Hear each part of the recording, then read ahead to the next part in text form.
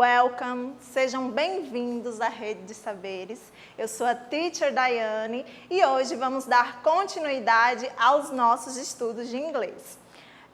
O nosso conteúdo de hoje é o Simple Past Tense e Regular Verbs. Vocês lembram que na aula passada a gente estudou o passado simples, só que com os verbos regulares. Hoje a gente vai dar continuidade ao passado simples, só que com os verbos irregulares. Então, o Simple Past Tense e Regular Verbs no português tempo passado simples dos verbos irregulares. Quando é que a gente usa o Simple Past Tense com os verbos irregulares? Para que ele é usado? O passado simples, ele é usado para expressar ações acabadas em um tempo definido do passado, ou seja, ele expressa ações que já foram terminadas, já foram acabadas no tempo determinado. Geralmente, ele é empregado com advérbios de tempo. Quais são esses advérbios de tempo no inglês? Pode vir yesterday, que é ontem, pode ser 2 weeks ago, que é 2 semanas atrás, ou last year, que é ano passado. Os verbos irregulares geralmente apresentam formas distintas para o passado e como não há regras para a formação desses verbos, eles precisam ser memorizados. Gente, a gente viu lá que nos verbos regulares, eles seguem uma regra, não é? Para a gente passar um verbo para o passado com os verbos regulares, basta a gente colocar ED, IED ou apenas D no final. Só que com os verbos irregulares, eles não têm uma regra específica. Cada verbo segue uma estrutura diferente. Por isso, infelizmente, essa lista de verbos precisam ser memorizados, precisam ser aprendidos, porque é uma lista enorme de verbos irregulares. Como aqui, por exemplo, go, que é o verbo ir, né? No passado, ele fica went, porque ele é um verbo irregular. Ele não segue uma regra específica. Esse verbo aqui, ele tem a sua própria regra, por isso que ele é chamado de irregular.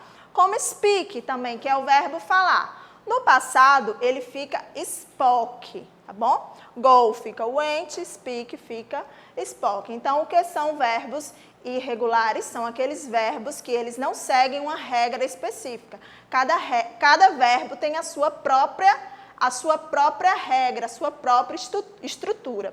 Como vocês podem ver, eles mudam completamente a estrutura quando eles vão para o passado. Ok? Aí, vamos ver as suas formas. Temos aqui a forma afirmativa. No passado, o verbo apresenta uma mesma forma para todas as pessoas. Então, para todas as pessoas vai seguir essa estrutura aqui. Qual é a estrutura da frase? Sujeito mais o verbo na forma passada, mais o complemento. Observem a frase. Mark drove his new car yesterday. Mark dirigiu seu carro novo ontem. Então, drove é o verbo que está no passado. O verbo na forma normal é drive. Quando ele vai para o passado, ele fica drove, tá? Olha a estrutura. Sujeito, mas verbo no passado, que é drive, aí ele fica drove, mas o complemento aí, que é o restante da frase. Forma negativa. Vamos prestar bem atenção na forma negativa. Porque na forma negativa, o verbo que está no passado, ele volta para a sua forma normal. Por que ele vai voltar para a sua forma normal? Porque a gente utiliza um auxiliar. Esse auxiliar vai indicar que a frase já está no passado. Por isso que a gente não precisa usar o verbo no passado. Aqui, por exemplo, vai ser o sujeito mais o auxiliar did not. a gente vai usar esse auxiliar aí, ó, did not. Então, esse did aí, ele indica que a frase está no passado. Por isso, eu vou usar o verbo na forma normal, mais o complemento. Observem a frase. Mark didn't buy his new car yesterday.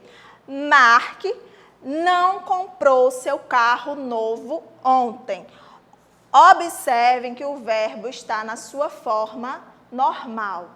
Eu não preciso colocar o verbo no passado em frases negativas, porque já existe esse didn't que indica que a frase está no passado.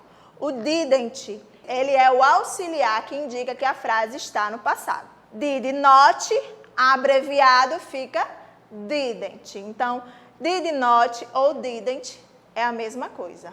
A frase está no passado na forma negativa. E na forma interrogativa? Na forma interrogativa, o verbo, ele também volta para a sua forma normal, porque aparece um auxiliar para marcar o passado. Também na forma interrogativa, a gente vai usar um auxiliar para indicar que a frase está no passado. Qual é esse auxiliar? O auxiliar é did. E na forma interrogativa, a gente usa esse did no início da frase. Então, qual vai ser a estrutura da frase? Vai ser did mais sujeito, mais verbo na sua forma normal, mais o complemento com a interrogação no final, porque é uma pergunta. Frase interrogativa, a gente usa a interrogação no final, certo? Olha a frase. Did, primeiro did Mark é o sujeito. Did Mark buy his new car yesterday? Mark comprou seu carro novo ontem? É uma pergunta, né? Então, qual a estrutura da frase? Did mais sujeito mais verbo na forma normal. Não preciso usar o verbo no passado, por quê? Porque o did já indica que a frase está no passado. Ele já marca o passado nessa frase. Então, eu não preciso usar dois passados numa mesma frase, ok? E como é que a gente vai responder uma pergunta com respostas curtas, usando o passado, né? Nas respostas curtas positivas, usa-se o auxiliar did. E nas respostas curtas negativas, se eu quero negar algo, eu uso o auxiliar didn't ou did not, que é a mesma coisa, só que um está abreviado e o outro não. Exemplo. Did Ayrton Senna have only one pole position? O Ayrton Senna teve somente uma pole position? Aí qual é a resposta? No, he didn't. Ele não teve. Para responder uma resposta curta, basta eu colocar o didn't, né? Se a frase for negativa. Eu coloco no, he didn't. E se a frase for positiva? Did Ayrton Senna win many competitions? O Ayrton Senna ganhou muitas competições? Yes, he did. Sim, ele ganhou. Ou seja, eu não preciso responder colocando o verbo. Eu preciso responder apenas colocando os auxiliares. Didn't para respostas curtas negativa e did para respostas curtas positivas. Então, vamos ver aqui as diferenças entre as três formas. Forma afirmativa ou positiva, forma negativa e a forma interrogativa, utilizando a mesma frase. Então, temos aqui ó, a forma afirmativa. Pat drove a Ferrari yesterday. Pat dirigiu uma Ferrari ontem. Tá? Observem que na forma afirmativa vem primeiro o sujeito, que é Pat. Verbo no passado é um verbo irregular. No passado, ele fica drove. É drive, no passado ele fica drove. E o complemento da frase. Na forma negativa, o verbo ele volta para a sua forma normal. Por que que ele vai voltar para a sua forma normal? Porque a gente vai usar esse auxiliar aqui, o didn't. Ele indica que essa frase já está no passado, então eu não preciso utilizar esse verbo no passado. Então, fica sujeito mais o auxiliar didn't, que é o did mais not, né? Que é negativo. Drive, verbo na sua forma normal, mas o complemento. Pat didn't drive a Ferrari yesterday. E na forma interrogativa, o verbo também volta para a sua forma normal, porque eu vou utilizar o auxiliar did. Did Pat drive a Ferrari yesterday?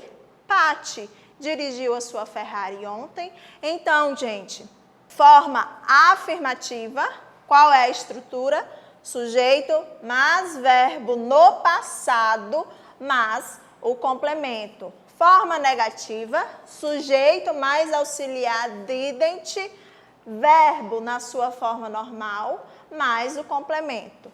Frase interrogativa, o did vem na frente, did primeiro, depois sujeito, depois verbo na sua forma normal e mais o complemento. Se eu quiser responder aqui essa pergunta com uma resposta curta, né? A Paty, ela dirigiu uma Ferrari ontem? Yes, she did. Ou não, she didn't. Aí, gente, como eu falei para vocês, a lista de verbos irregulares, ela é enorme. Eu trouxe aqui, ó, uma parte só da lista dos verbos irregulares. Esses verbos irregulares, a gente vai aprendendo eles aos poucos. Vocês podem pesquisar a lista, vocês podem imprimir para vocês guardarem no caderno de vocês. Quem tem dicionário de inglês, sempre vem essa lista dos verbos irregulares no dicionário de inglês. Então, vocês precisam ter acesso a ela para vocês irem estudando aos poucos, para assim a gente ir aprendendo, a gente ir memorizando esses verbos irregulares, ó, porque cada um, ó, ele segue uma estrutura diferente. Aqui, ó, por exemplo, grow, que é o verbo crescer, no passado ele fica grew.